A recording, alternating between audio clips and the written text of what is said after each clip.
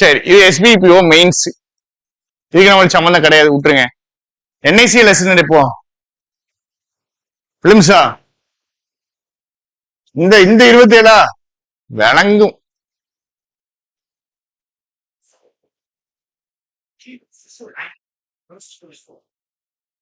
முக்கியமான எக்ஸாம்ஸ் இல்ல, நம்ம அப்பப்பதான் எழுதுவாங்க. எல்லாரும் மெஜாரிட்டி எழுத மாட்டாங்க. NIC வேகன்சி எவ்வளோ? நல்ல கவுண்ட்ஸ். இதை அப்ளை பண்ணல அப்படின்னா ஒன்றும் செய்ய முடியாது. அப்ளை பண்ணிருந்தீங்கன்னா கண்டிப்பா சீரியஸா எழுதுங்க. இன்சூரன்ஸ் செக்டாரு நல்ல வேலை, சூப்பரான வேலை. ட்ரை பண்ணுங்க, ட்ரை பண்ணி பாருங்க. ஒரு ஃப்ளோல ஒரு லக்ல தட்டிட்டு போயிடலாம். நீங்க கண்டிப்பா எழுதுங்க. எழுதுறீங்களா? எழுதலையா? இதெல்லாம் நீங்க இந்த வருஷம் கிளியர் பண்ண போறேன் அப்படின்னா நீங்க கண்டிப்பா ட்ரை பண்ணணுங்க. சரியா? கண்டிப்பா ட்ரை பண்ணணும். பிரச்சனையே என்னதுதான் நம்மளுக்கு? Fees. Fees. English okay, English படிக்கிறதுல பிரச்சனை, அப்ளை பண்றதுல இங்கிலீஷா பிரச்சனை. அப்ளை பண்றதுல ஃபீஸ், டிராவல் பண்ணணும், அதுதான் பிரச்சனை. இது முக்கியம். சரி, இதை விட்டுருங்க. முக்கியமான எக்ஸாம் எப்போ? செப்டம்பர்ல எந்த எக்ஸாம் இருக்கு? SBI கிளர்க்கு பிலிம்ஸ் இருக்கு, கரெக்டா? அடுத்தது IBS இருக்கு, பிலிம்ஸ் பாத்துக்கிடுங்க. இதுக்கு ஒரு வாரம், இதுக்கு ஒரு வாரம், வீக்கெண்டு போயிடும். இத படிக்கிறதுக்கு ஒரு வாரம் எடுத்துருவீங்க பிலிம்ஸ் எக்ஸாம். சரியா? அடுத்து என்ன இருக்கு? LBO. LBO லாஸ்ட் இயரே கூப்பிட்டு இருந்தாங்க. நல்ல ஜாப் வச்சுக்கணும். சரியா? ட்ரை பண்ணலாம். இதுக்கு ஒரு வாரம். ரைட்ஸ், முடிஞ்சிச்சு. எது முடிஞ்சிச்சு? செப்டம்பர் முடிஞ்சிடும்.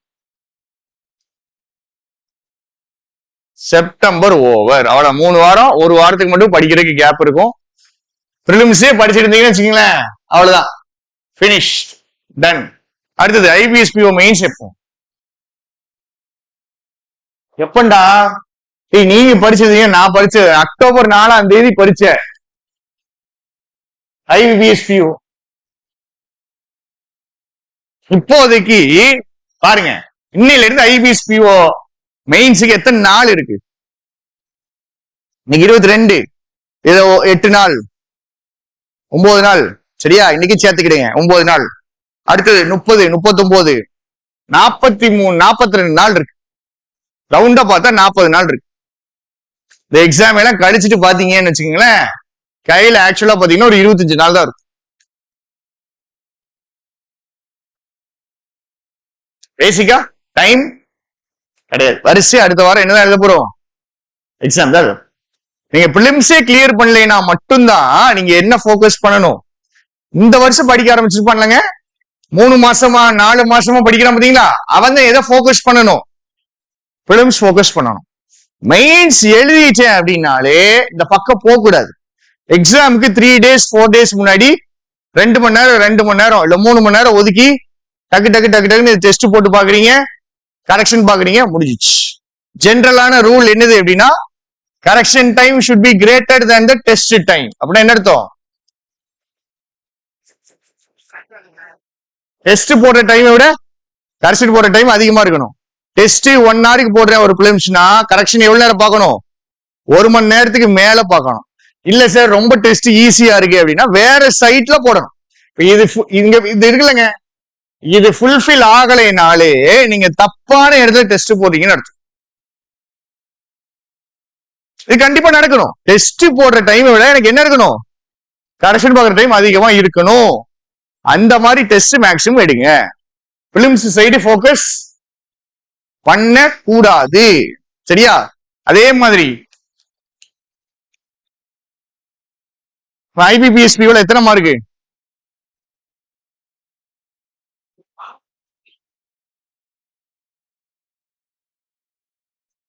60 மார்க். மொத்த கட் ஆஃப் எவ்வளவு தெரியுமா போன வருஷம்? Last year IBSPO mains cut off எவ்வளோடா? 75.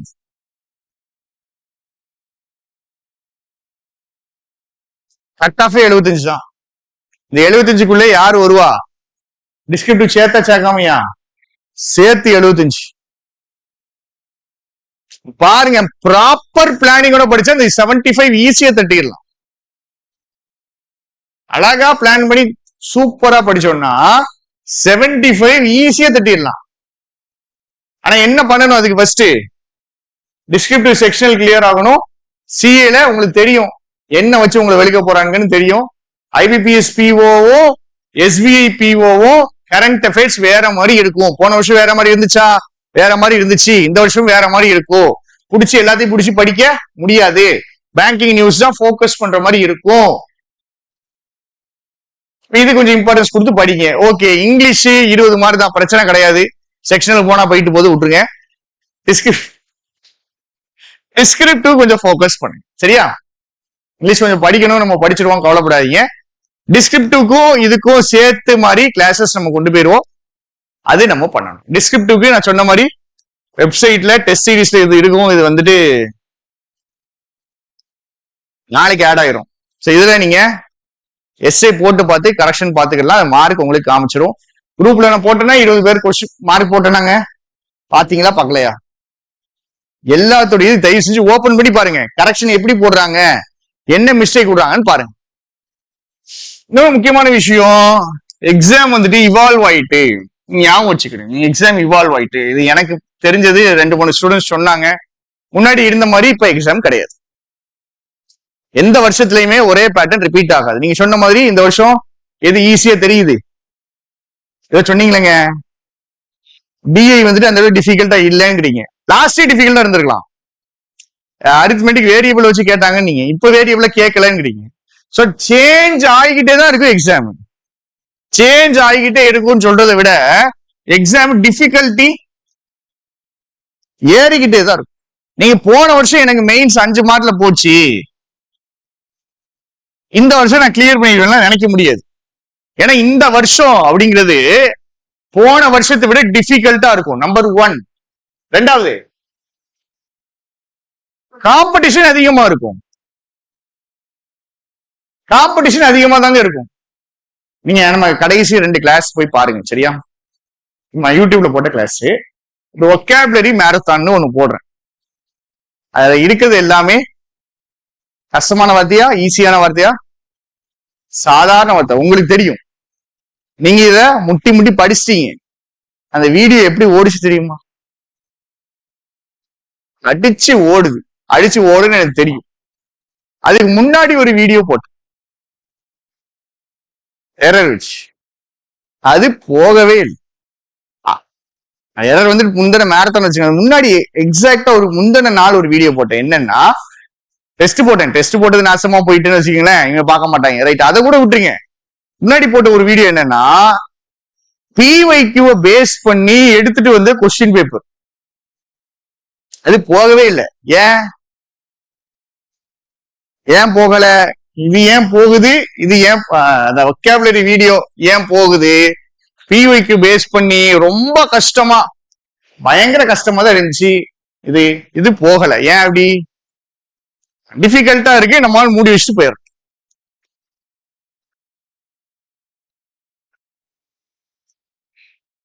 இப்ப நீங்க சொல்லுங்க, நான் என்ன பண்ணும்? சொல்றதெல்லாம் நல்லதா இருக்கும், கீழே கமெண்ட் போடுறது நல்லதா இருக்கும், பார்க்கதான் மாட்டேன். நீங்க இதை க்ளோஸ் பண்ணிட்டு போறீங்க அப்படின்னா கஷ்டம். பரீட்சையில வந்து என்ன செய்வீங்க? அதே தான் பண்ணுவீங்க, ஸ்கிப் பண்ணிட்டு போயிடும். ஸோ டிஃபிகல்ட்டான ஏரியால பார்க்கணும். ஈஸியான கொஸ்டின் வச்சே மாவு பேசவே கூடாது.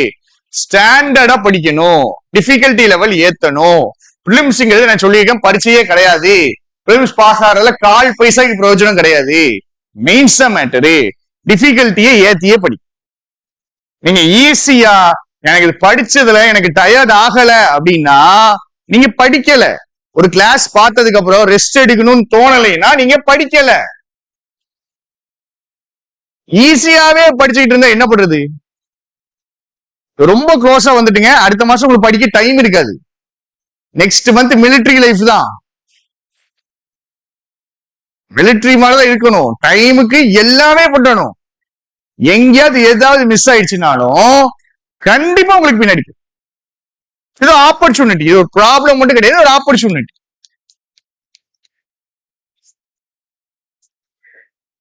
ஆப்பர்ச்சுனிட்டி யூஸ் பண்ணிங்க. இதுக்கு முன்னாடி படிச்சது தூக்கி வீசுங்க.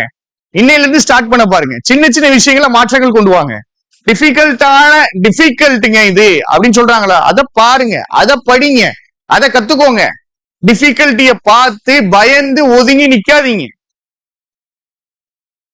சொன்னீங்க இல்லைங்க, எவ்வளவு நீங்க சொன்னீங்களே டெஸ்ட் போடும்போது என்ன ஆகுது, குவான்ஸ் ரீசனிங் செக்ஷன் ஓபன் பண்ணும்போது என்ன ஆகுது, நல்லா இருக்கு, சூப்பரா இருக்கு. இங்கிலீஷ் ஓபன் பண்ணும்போது ஏன் அந்த டிஃபரன்ஸ் வருது? அப்போ அந்த டிஃபரன்ஸ் வந்து வரக்கூடாதுங்க. இந்த டிஃபரன்ஸ் இருக்குது அப்படின்னா ஒரு சைடு ஸ்கியூ ஆகி இருக்குன்னு அர்த்தம். ஒரு ரெண்டு சப்ஜெக்ட்ஸ் வருது, ஒரு சப்ஜெக்ட் வரலன்னு அர்த்தம். நான் தான் சொல்றேன், நான் உங்களுக்கு சொல்றேன், எனக்கு ரீசனிங் ஓபன் பண்ணாலே எனக்கு கடுப்பா இருக்கு அப்படின்னு நான் சொல்றேன். ஓபன் பண்ணாலே ஒரு மாதிரி இருக்குன்னு சொல்றேன். என்ன சொல்லுவீங்க? அது ஈஸி. ஈஸி சொல்லிட்டு வேற என்ன சொல்லுவீங்க? நீங்க தான் படிக்காம சுத்துறேன்னு சொல்லுவீங்க. கரெக்டா? அப்படியே திருப்பி நான் உங்களுக்கு சொல்லிடுவேன். என்னது? இங்கிலீஷ் ஈஸி, நீ தான் படிக்காம தெரியல. சரியா? ஆப்பர்ச்சுனிட்டிங்க. இந்த விண்டோ ஒரு சரியான ஆப்பர்ச்சுனிட்டி. இத்தனை வேகன்சி வந்துட்டு நான் எடுத்து 8 வருஷத்துல வந்த கிடையாது. எஸ்பிஐ கிளர்க்கு, ஐபிஎஸ்பிஓ கம்மி கிடையாது, அதிகம் தான். அடுத்து இன்னும் 2 எக்ஸாம் வர வருது. ஆர்ஆர்பி எக்ஸாம்ஸ் இன்னும் வரவே இல்லை. கொஞ்சம் பார்த்து இதை யூஸ் பண்ணிக்கிடுங்க. உட்காந்து அனலைஸ் பண்ணுங்க. என்ன ஆயிடுறீங்கன்னா படிச்ச முடிச்சோடனே சோகமாயிடுறீங்க. அது அக்செப்டட். சேடா இருக்கிறது அக்செப்டட். ஓகே. ஆனா இதை கடந்து வந்ததுக்கு அப்புறம் யோசிக்கணும். இது வந்து ஹார்ட், இது வந்துட்டு என்னது ஹெட், பேசிக்கா மைண்ட். யோசிக்கணும், நான் எங்க தப்பு விட்டேன், என்ன தப்பு விட்டேன். அட்டெம்ப்ட் 70க்கு கீழே போச்சு அப்படின்னாலே இந்த வருஷம் கஷ்டம். உண்மையிலே இருக்கிறத ஒரே வார்த்தையில சொல்றேன், மனசு ஆறுதல பார்க்காம உண்மையை சொல்றேன். 70க்கு கீழே இந்த ஐபிஎஸ்பிஓ அட்டெம்ப்ட்னா கஷ்டம். உங்களுக்கு இந்த வருஷம் கிளியர் பண்றது கஷ்டம். பிலோ 70 அட்லீஸ்ட் ஒரு 68, 69, 67 மினிமம் ரெக்குவயர்மெண்ட்ஸுங்க. அது இதுல இருந்து எவ்வளவு தூரம் தள்ளி இருக்கும்னு பாருங்க. இதுல இருந்து எவ்வளவு விஷயங்களை இம்ப்ரூவ் பண்ணணும்னு பாருங்க. ஏற்கனவே சொன்னதான், எஸ்பிஐ பிஓ அட்டெம்ப்டை விட இந்த அட்டெம்ப்ட் எப்படி இருக்கணும்?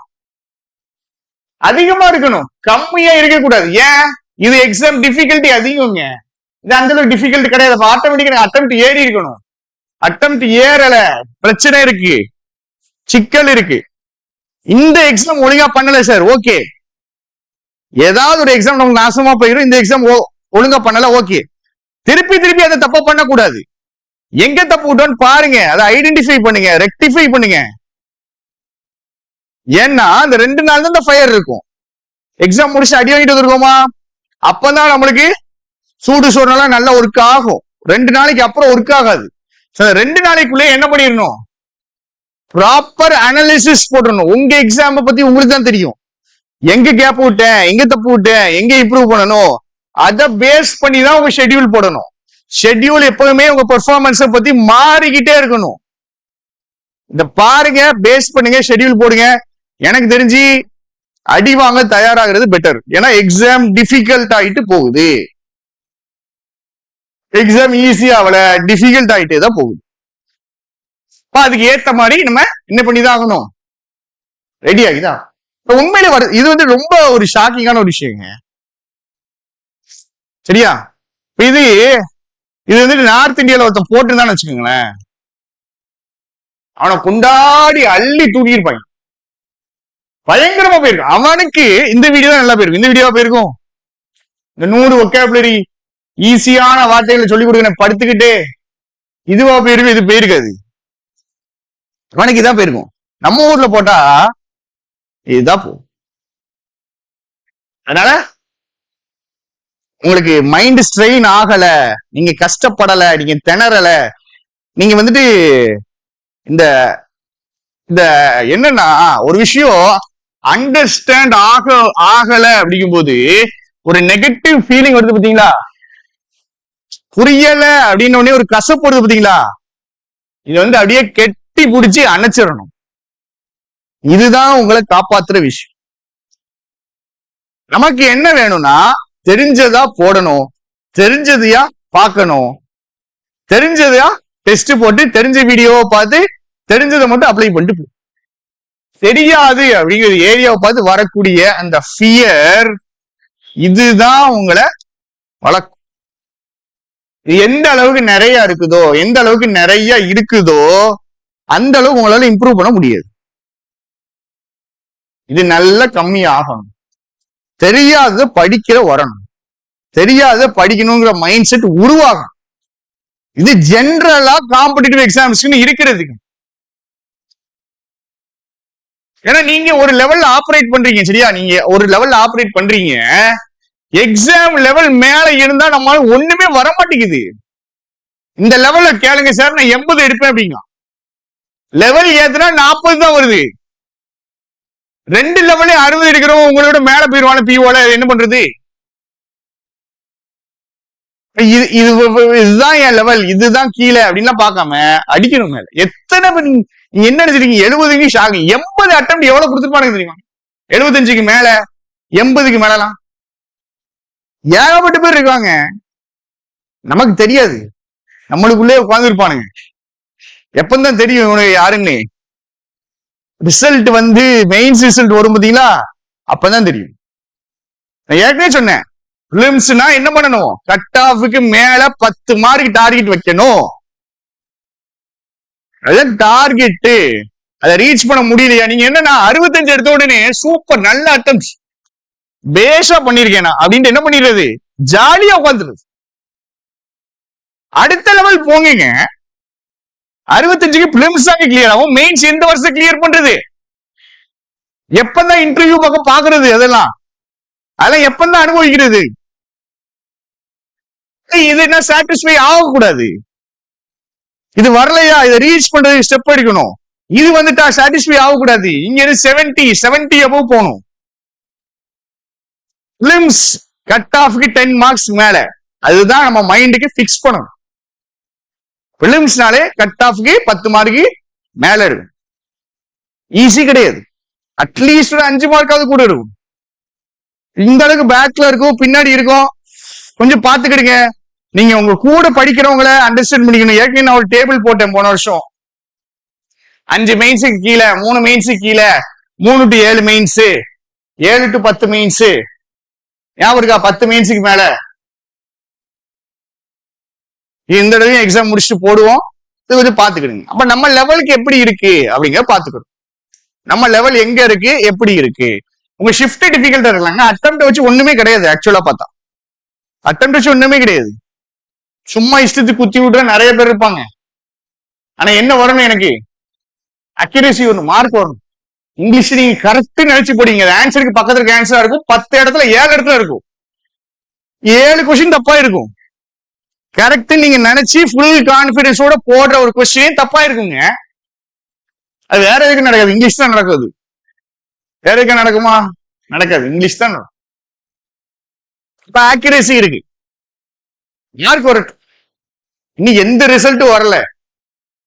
ஏதாவது ரிசல்ட் வந்திருக்கா? வரல. வந்துடும். இன்னைக்கு ஆக்சுவலா இன்னைக்கு இல்ல, இன்னொரு 1 வாரத்துல வந்துடும். SBPO films first result. அதுக்கப்புறம் என்னதுதான்? எக்ஸாம் எழுத வேண்டியது, result, exam, result, exam, result. திரும்பி பாக்குறதுக்குள்ள பிப்ரவரி ஆயிடும். இப்படிங்கிறதுக்குள்ள பிப்ரவரிக்கு எத்தனை மார்க் இருக்குன்னு ஃபெப்ல தாங்க எல்லா எக்ஸாம் முடியும். கரெக்டா? RRBO வரல, ஃபெப் ஆக்கிடுவானுங்க.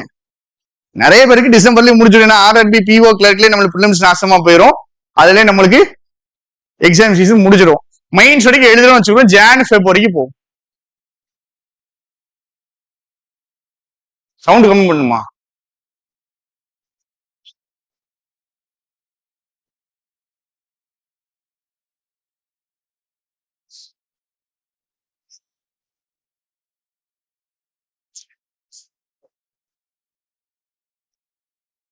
ஜான் ஃபெப் வரைக்கும் போகும். சரியா? ஜான் ஃபெப்ருக்கு டோட்டல் எத்தனை மாசம் இருக்கு? September, October, November, December, John, Feb, 6 மாசம் தான். 6 மாசத்துல எல்லா எக்ஸாம் முடிச்சு,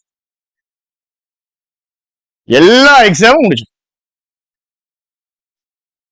செப்டம்பர் ரொம்ப மோசமானவங்க.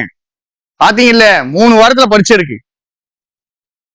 இன்னைக்கு படிச்ச நாளைக்கு படிச்ச கூட வரும் நிறைய பேருக்கு. இன்னைக்கும் எக்ஸாம், நாளைக்கு எக்ஸாம். ஒரு எஸ்பிஐ கிளர்க்கு எவன் பேச்சையும் கேட்க மாட்டான். என்ஐசியில் அசிஸ்டன்ட் எக்ஸாம் இருக்கு, அதே நாள்ல கூட வைப்பான். மோசமானவன். வாய்ப்பு இருக்கு இல்லைங்க. எஸ்பிஐ வந்துட்டு ஐபிபிஎஸ் ஷெட்யூல் ஃபாலோ பண்ண மாட்டாங்க, அவங்க இஷ்டத்துக்கு பண்ணுவாங்க. ஆனா எக்ஸாம் எப்படினாலும் இருக்கும். கொஞ்சம் புரிஞ்சுக்குங்க. கொஞ்சம் சீரியஸ் ஆகி படிக்க வேண்டிய சிச்சுவேஷன் வந்துட்டு, கேப் விடணுமா, ரெஸ்ட் எடுக்கணுமா, நல்ல ரெஸ்ட் எடுத்துட்டு நல்லா படிக்கணும். நீங்க ரெஸ்ட் மட்டும் ஒண்ணு ஃபுல்லா எடுத்துறீங்க, இல்ல தீவிரமா படிக்க உட்காந்துட்டு அப்புறம் என்ன ஆயிடுச்சு, எக்ஸாஸ்ட் ஆயிடுது. அப்புறம் ஒரு வாரத்துக்கு புக் எடுக்கிறது கிடையாது. பயங்கரம் படிப்பாங்க, 2 நாள் 3 days ஃபுல்லா புஷ் பண்ணிடுவான். ஓவரா புஷ் பண்ண என்ன ஆயிரும்னா பயங்கர டயர்ட் ஆகி ரெஸ்ட் ஒரு வாரத்துக்கு எடுத்துருவான். இது வந்து பிரச்சனை. கொஞ்சம் பாத்துக்கிடுங்க, சரியா? சரி, இப்போதைக்கு நம்ம எதுக்கு ப்ரிப்பேர் பண்ணணும்? சரி, இப்ப என்னதான் படிக்கிறது, எதுக்கு தான் படிக்கிறது சொல்லுங்க. எதுக்கு படிக்கிறது? எக்ஸாமுக்கு படிக்கிறது. எந்த எக்ஸாம் ஃபோக்கஸ் பண்ணணும்? இப்போ எந்த எக்ஸாம் ஃபோக்கஸ் பண்ணணும்? ஐவிஎஸ்பியூ. மோஸ்ட் ப்ராபப்ளி நம்மளுக்கு வரக்கூடிய எக்ஸாம். கட் ஆஃப் கம்மியா, வாய்ப்புகள் அதிகம். எத்தனை வேகன்சி? 7000 வேகன்சி. மெயின்ஸ் எத்தனை பேர் எழுதுவான்? எவ்வளவு பேர் எழுதுவான்? 70,000 பேர் எழுதுவான். 70,000 பேர் எழுதுவான். 30 ஸ்டேட்ல 70,000 பேர் எழுதுவான். ஒவ்வொரு ஸ்டேட்லயும் 20,000 பேர்கிட்ட குத்து மதிப்பா அப்ராக்சிமேட்டா சொல்றேன். டோட்டல் இந்தியால டாப் 70,000 நான் இல்லைன்னா என் நிலைமை எங்க இருக்குன்னு யோசிச்சு பாருங்க. ஐபிபிஎஸ் பிஓ பிலிம்ஸ் கிளியர் ஆகலைன்னா பயங்கர டேஞ்சர் ஜோன். முடிச்சுட்டு வந்துட்டோம், இனிமேல் ஒன்னும் செய்ய முடியாது. பட் கிளியர் ஆகலைன்னா பயங்கர டேஞ்சர் ஜோன். ரொம்ப நம்மளே இவாலுவேட் பண்ண வேண்டிய டைம் அதுதான். அடுத்த ஆர்ஆர்பிபிஓ ஆர்ஆர்பி தெளிவா பிளான் போட்டா அதை கிளியர் பண்ணலாம். டேஞ்சர் ஜோன் பண்ண முடியாது எதுவுமே கிடையாதுங்க. இந்த இதுக்குள்ள பண்ண முடியாது, இது பண்ண முடியாதுன்னா கிடையவே கிடையாது. 1.5 வருஷத்துல கிளியர் பண்றது இருக்கான், 1.5 வருஷத்துல கிளியர் பண்றது இருக்கான். 2 வருஷம் 2 வருஷம் எடுக்கிறான், 4 வருஷம் எடுத்தவனும் இருக்கான், 8 வருஷம் எடுத்து ஃபீல்டு விட்டு போனவனும் இருக்கு. நேத்து அன்னைக்கு ஒரு போஸ்ட் சூப்பரா இருந்துச்சு. அந்த போஸ்ட் இந்த காம்படிட்டிவ் எக்ஸாம்ஸ், இன்ஸ்டிடியூஷன்ஸ் இதை பத்தி எல்லாம் பேசக்கூடிய ஒரு போஸ்ட் சூப்பரா இருந்துச்சு. நீங்க வந்துட்டு எவன் பாஸ் ஆறாங்கிற மட்டும் தான் இவங்க போர்ட்ல போடுறாங்க. ஏற்கனவே சொல்லியிருக்கேன், எத்தனை பேர் ஃபீல்டு விட்டு ஓடுறாங்கிறத போட கிடையாது, அததான் போடணும். இந்த இன்ஸ்டியூட்ல எத்தனை பேர் பாஸ், இந்த இன்ஸ்டியூட்ல எத்தனை பேர் ஃபெயில், அதை போடணும்ல. அதை போட்டாதான் ஒரிஜினல் தெரியும். இப்படி நிறைய பேர் இருப்பாங்க. என்ன ஆயிடுச்சுன்னா நிறைய படம் பார்த்து அந்த ஒரு ஃபால்ஸான ஒரு ஹோப் இருக்கு. என்னது, எப்படினாலும் சரியாயிரும், எல்லாமே சரியாயிரும், எப்படினாலும் எண்ட்ல கரெக்டா வந்து அப்படிலாம் வராது. படம் கிடையாது, படம் கிடையாதுங்க. எல்லாமே நல்ல சுபம்னு முடிவு நினைச்சிட்டு இருக்கீங்களா? கிடையாதுடா, கிடையாது. இதுதான் உண்மை, இதான் உண்மை. நல்லா ஆரம்பிச்சு போறோம், எப்படினாலும் பாஸ் ஆயிருவோம், எப்படினாலும் இது எண்டிங் எல்லாருக்கும் ஒரே மாதிரி இருக்காது. எல்லாத்துக்கும் ஹாப்பி எண்டிங் கிடையாது, எல்லாத்துக்கும் இருக்காது. இதுதான் ஃபேக்ட். மனசுக்கு கஷ்டமா இருக்கும், மனசுக்கு கொஞ்சம் நெருடலா இருக்கும், பட் இது ஃபேக்ட். இந்த கதைகள் படங்கள்லாம் பார்த்து கேட்டு நம்மளுக்கு என்ன ஒரு ஃபீல் வந்துரும், எப்படினாலும் கடைசியில சரியா வந்துரும். வராது, வராது, எல்லாருக்கும் வராது. உங்க கதைய எழுதுறதுக்கான ஆப்பர்ச்சுனிட்டி இது.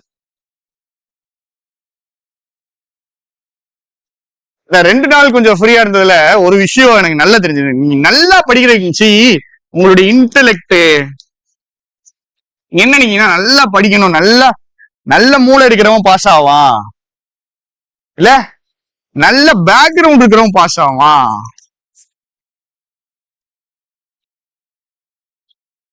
நல்ல ஃபவுண்டேஷன் இருக்கிறவன் பாஸ் ஆவா, இல்ல நல்ல வாத்தியாட்ட படிக்கிறவன் பாஸ் ஆவா? இது எதுவுமே கிடையாதுங்க. இது எதுவுமே கிடையாது. இது உண்மையிலே இது எதுவுமே கிடையாது. பாஸ் ஆகணும்னு வெறி கொண்டு இருக்க பாத்தீங்கன்னா அவன் தான் பாஸ் ஆகும். அவ்வளவு. நீங்க பாஸ் ஆகணும்னு வெறி இல்லைன்னு வச்சுக்கீங்களேன், பாஸ் ஆகணும்னு ஆசை இல்ல, பாஸ் ஆகணுங்கிற ஏக்கம் இல்ல, பாஸ் ஆகணுங்கிற விருப்பம் இல்ல, பாஸ் ஆகணுங்கிற வெறி இல்ல அப்படின்னா நீ பாஸ் ஆக முடியும். உனக்கும் இது இந்த ஃபீல்டுக்கு சம்பந்தம் கிடையாது.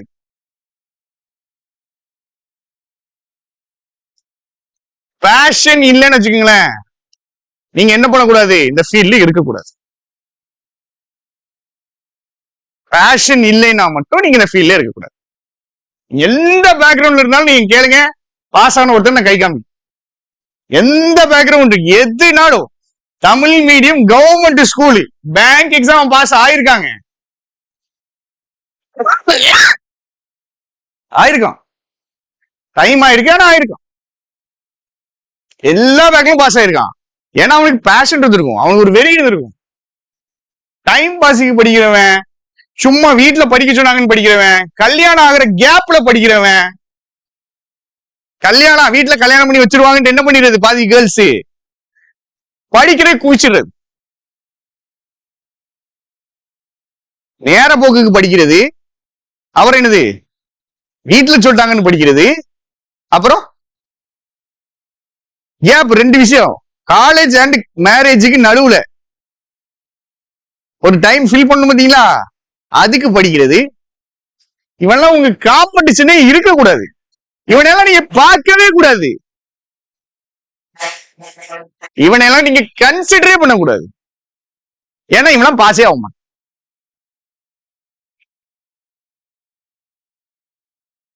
நான் சொல்றது போய் அப்படின்னா சொல்லுங்க, உடனே ஏதாவது ஒரு எக்ஸாம்பிள் எடுத்துட்டு வராங்க. இதுதான் ஜெனரல் ரூல், எக்ஸெப்ஷனை பேசல. ஜெனரல் ரூல் இதுதான். நீங்க நல்ல ஸ்டூடெண்டா இருக்கவே வேண்டாங்க, நல்ல பேக்ரவுண்ட் வேண்டவே வேண்டாங்க, படிக்கணும்னு வெறி மட்டும் இருந்தா போதுங்க. இது எல்லாமே தானா வந்துடும், எல்லாமே வந்துடும். நல்ல டீச்சர் நீங்களே தேடி போயிடுவீங்க, நீங்களே நல்ல ஃபவுண்டேஷன் போட வழி பார்ப்பீங்க, நீங்களே ஆட்டோமேட்டிக்கா பேக்ரவுண்ட் ஸ்ட்ராங் பண்ணுவீங்க, உங்களுக்கு ஆட்டோமேட்டிக்கா இது இருந்துடும். என்ன பிரச்சனைன்னா, இதனால பிரச்சனையே கிடையாது நம்மளுக்கு. நம்ம பிரச்சனையே என்னதுன்னா இதுதான்,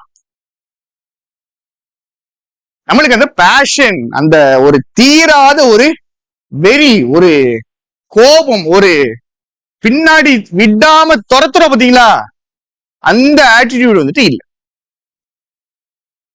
அதுதான் டிஃபரன்ஸ் மேக்கர், இதுதான் டிஃபரன்ஸ் மேக்கர். இது என்ன ஆயிடுது சில பேருக்கு, இது எப்படி வந்துடுது, இது எப்படிங்க வந்துச்சு சில பேருக்கு எப்படி வந்துடுது, எப்படி வந்துடுது, அவனே அறியாம சில பேருக்கு வந்துடுது. எப்படி வரும், அவன் வீட்டு சூழ்நிலை படும் மோசமா இருக்கும், அவனுக்கு வேற வழியே கிடையாது, வீட்டுல சொத்து இருக்காது, அவன் வீட்டுல பேக்ரவுண்ட் இருக்காது, அவனுக்குன்னு ஒழுங்கான படிப்பும் இருக்காது, அவனுக்கு ஒரே ஒரு வாய்ப்பு தான் இருக்கும், என்னது ஏதாவது ஒரு பரிசையில படிச்சு பாஸ் ஆகி மேல போயிடும். அவனுக்கு இது ஆட்டோமேட்டிக்கா வந்துடும். நம்மளுக்கு இது மூணுல ஏதாவது ஒண்ணு இருக்கு பாத்தீங்களா, நம்மளுக்கு இது வர்றது கஷ்டம்.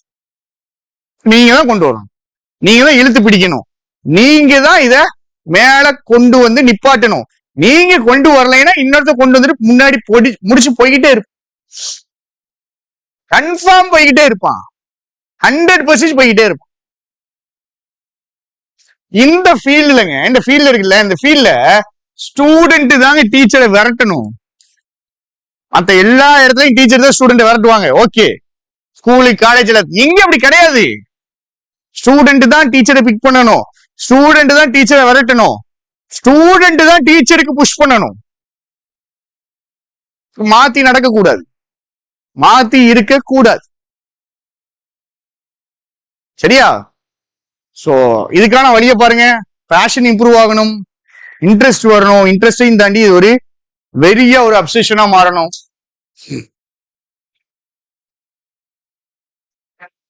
அப்சஷன்ங்கிறது நெகட்டிவ் வேர்டு ஆக்சுவலா, சரியா? ஆனா இது வேணும். அப்சஷன் அப்படிங்கிறது ஒரு negative word. Over interest, extremely interest, ரொம்ப அதிகமா இன்ட்ரெஸ்ட். அந்த அளவுக்கு இந்த ஃபீல்டுக்கு அதுதான் செட் ஆகும். சரியா? நமக்கு செட் ஆகல அப்படின்னா இருக்கிற எவனோ ஒருத்தர் நம்மள தட்டி எடுத்துட்டு போயிடும். இந்த ஐபிஎஸ்பிஓ இதை அனுப்புங்க, அது கண்ணில் வந்து காமிச்சிட்டு தனி வீடியோ நான் வீட்டுல போய் போட்டுறேன். ஹோம்ஒர்க் என்னது, டெஸ்ட் எழுதணும், டைப் பண்ணணும். சரி, சரியா? டைப் பண்ணிட்டு ஐபிஎஸ்பிஓ டிஸ்கிரிப்டிவ்க்கு ஒரு வீடியோ போட்டிருப்பேன். வீடியோவை பாத்துறோம், நாளைக்கு வர்றதுக்குள்ள பார்த்து.